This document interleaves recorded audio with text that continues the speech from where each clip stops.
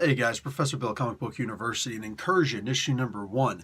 This is a comic book that feels like an event. Now, if it is an event, I'm going to feel a little bit embarrassed saying that, but I have no idea what the frick is going on with the Valiant universe. I'm trying to slowly but surely get more inclined with it because they don't have a whole lot of characters, so I feel like it should be fairly easy to get in there. Just, not so much, but I'm trying.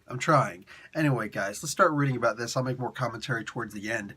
So we got Incursion, issue number 1, written by Andy Diggle and Alex Packnadel. Pencils by Doug Braithwaite. And colors, Jose Villarrobia. I've said this guy's name before, but I haven't seen him in a while, so oops. And Diego Rodriguez. I'm really sorry for butchering names. Marshall Dillon is on letters, and yeah, bunch of different people doing covers. So again, this does really feel like an event is happening.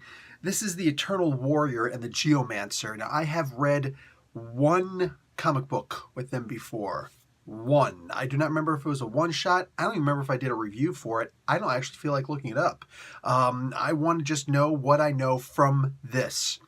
One of the biggest complaints that I've got with Valiant is that they've got a fan base. I don't know how solid it is, whatever, but I do know once in a while somebody will show up and they'll try and, set me straight. Like, hey, listen, actually this and this and this is happening in the Valiant universe. That's great. You've obviously been reading for a long time. I haven't. What I need to happen is for someone to tell me what you're telling me, but somebody either from Valiant or have the comic book itself tell me. You know what I'm saying? If I'm reading an issue number 1, it should be a number 1. It should not be a continuation of what's been happening in the past 7 years in the comic books. And no, that's not what I want. It's not what I want. So this is odd jumping in this. I would have been completely lost with this comic book if I hadn't read that one Geomancer comic book before, which involves what is it? Yeah, the Geomancer. She's like resurrected reincarnated every so often, and she goes around and does this stuff, and it's like the book doesn't get reincarnated though, unfortunately. That's a big portion of what happens in this book. And the Eternal Warrior, not to be confused with Michael Moorcock's Eternal Warrior, the Elric of Melniboné, and all the other different various incarnations that he is, going off and fighting and beating up the bad guys and stuff like that. Yeah, there's a lot here. And if you've never read these books before, you'll be even more lost than me, who's read one. But at least that book gave me an explanation. This book does not. There's a totally new character here. There's a couple of new characters here who just show up and they've got more powerful than you can possibly ever expect. And if I'd read comic books before that had the Geomancer in it, and I saw how ridiculously unlimited power she possesses, maybe when this character, Invictus I think her name was, I don't remember. Anyway, when she ignores her powers and she escapes from her entanglement spell, and the Geomancer is like, what? Who are you? How did you do that? Maybe it would have had more bearing on me if I would have been like, oh no, man, her powers are just like beyond. But when she puts you in this spell, you're done. It's like when you're watching WWE. You know what I'm saying? If you see somebody, they got their move protected, like Brock Lesnar, he used to have the F5. He used to have that protected. If somebody gave you an F5, you went down. Jake the Snake is probably the best example. DDT never meant anything to anyone ever until Jake the Snake came along. He would do that DDT. It was better than Raven's even flow, even though his looked pretty good too. He would do that DDT, boom, and it would look like, oh, ain't nobody getting out of that. Nope, that's done. And that move was protected. People didn't kick out of that. And if somebody did kick out of that at some point, it was like, oh, you know what I'm saying? Like, it was a big deal. Here's the thing. This is the first time I'm seeing this DDT, or whatever the heck it is that she's doing, this entanglement spell from D&D, which is a pretty low-level spell to begin with. It's first level, isn't it? It might actually be a cantrip at this point in 5th edition, but the point is, I don't know anything about this character, so seeing someone come along is just uber powerful like this. But it's called Incursion. It's not called, what do you call it? There's nothing else on the cover except for the barcode. It doesn't say, oh, a special event, and stuff like. It doesn't say anything like that. In fact, when I read the solicit for this book, it simply talked about the dead side. So I looked at it as, oh look, it's something about the dead side, and Andy Diggle is working on it. He's the guy who was working on the not Shadowmancer, what the heck is it called? The Shadowmancer, but without the sir, right?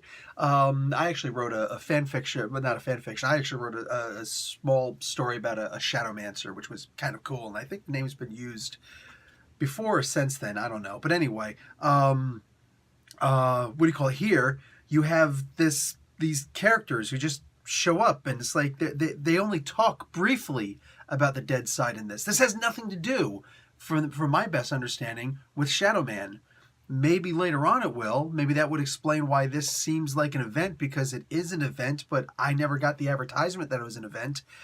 I don't understand. Look, I know it costs a lot of money to do promotion work and things like that, but the only reason why I even jumped on Shadowman is because they had this big deal going on. They had this big old this poster sent, and this big cardboard cutout where it would hold the comic books for Shadowman.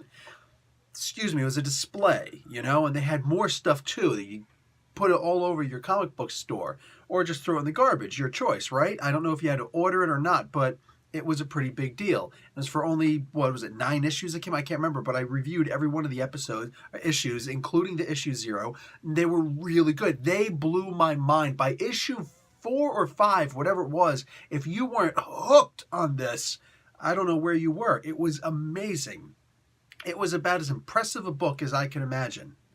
So I read about the dead side, so of course I'm jumping on this. I don't know what's going on with this book. I don't know if this really is an event, in which case I'm not ready for the event, and I probably wouldn't have jumped on. But we need a hell of a lot more explanation for what's up here. Valiant cannot, in my opinion, all right, as former head of a marketing team, cannot continue to operate as a company if they don't do better making their characters accessible to non-older fans, okay? You got to cater to them, but you got to also promote it so that new fans can jump on. I don't know anybody who could jump on if this is their first Valiant comic book and just go, huh? Because at least if it said event on the front, if it was advertised as much, it's just, all of this, I feel this stuff is just no-brainers. I feel like explaining this is just redundant because, duh, everybody knows this. And yet, this comic book exists, and I've gotten nothing else about it anywhere. I mean, like, for crying out loud, no, I don't expect everybody to reach out to me for every little thing, but I mean, shouldn't there be at least a mass email mailer? How hard is it to look up people who've been doing reviews on YouTube and people who do reviews? I don't see anything on CBC, and CBC sucks. Bleeding Cool sucks. But you'd figure at least these companies would have something, right? You go to AIPT, or you go to any of these, Graphic Policy is usually a pretty good one. You got a bunch of these little comic book sites and whatnot. They're websites that talk about the new comic books coming up. I didn't see anything in the previews. I didn't see anything front page on them. I don't know what's going on. Maybe I missed this in the previews book. Maybe, but how many of us actually read those previews? I forget that they exist. Sometimes I'll bring them home, and I'm so stuck reading my comic books, I forget about these books, and it's 2 weeks later, I'm like, oh crap, forgot about this. Oh well, this stuff's already coming out by now, so it goes right in the garbage. What a waste. So I have recycling. I'm in Canada. We recycle here. So anyway, yeah, literally, I walk in the comic book store, I see this comic book, I'm like, Valiant. Ooh, and looked up the solicit real quick. It said Shadowlands, Dead Side. So I'm like, done. I'm going to get this comic book. Nah, not good. Not good. The story was kind of interesting. It looks like something big is going to happen. But why isn't this called Eternal Warrior or whatever? I don't know what's going on. I don't know what to make of this comic book. And that pisses me off. Like, to me, there's so much free marketing you could do. And just Valiant, man. Like, Jesus. How hard is it to do a free press release? Not that hard. It's not that hard. And if you guys don't have a marketing team, I'm more than happy to explain how easy it is. I don't know. I have my bachelor's in marketing, but I don't think you actually need a bachelor's in marketing, well, business management with a specialty in marketing, to really get that. Like, it's a simple thing. Contact your local community bookstores. Just something. Look at the people who are doing reviews for your comic books, and send a quick mass email to us. If we want to ask questions, boom, put something out. I follow you guys on freaking Twitter. I didn't see anything. About this. I'm not saying something doesn't exist, but if something exists and I didn't see it, whose fault is that? You could say it's my fault, but when ain't nobody buying your comic book. Valiant Comics has to do a hell of a lot better at making their comic books accessible to new readers, at indicating what books are coming out and why, what they're supposed to be doing, what we can expect from them, and making sure that we actually know they're coming out. Because right now, I feel like more than any other comic book company out there, Valiant Comics is the comic book company that only caters to its original fans. And that's it.